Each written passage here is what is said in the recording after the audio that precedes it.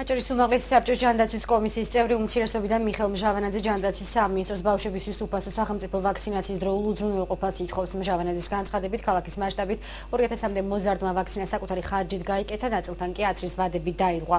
მიზეზად დეპუტატი 2013 წლის თებერვლიდან პირველადი ჯანდაცვის ცენტრებთან გაუქმებულ ხელშეკრულებებს ასახელებს, რომლის მიხედვითაც მომსახურება ჩემი ოჯახის კლინიკის საქმიანობის ხელში გადავიდა.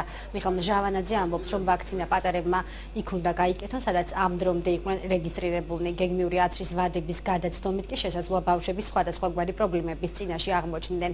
რაც პასუხობს აჭარის ჯანდაცვის სამინისტრო ბრალდებას, მათ ეს მომდევნო გამოშვებაში მოგითხრობთ.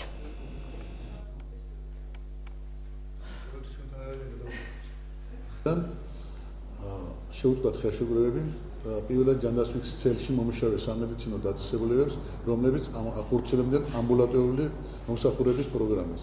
შედეგად წარმოიქმნა ბავშვებისათვის სახელმწიფოს მიერ გათვალისწინებული უფასო ვაქცინაციის ჩატარების პროგრამა.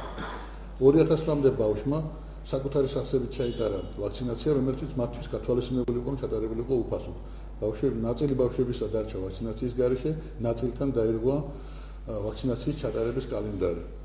მოუწოდებ ჯანმრთელობის დაცვის სამინისტროს დროულად უზრუნველყოს ბავშვებისათვის უფასო ვაქცინაციის ჩატარების შესაძლებლობა.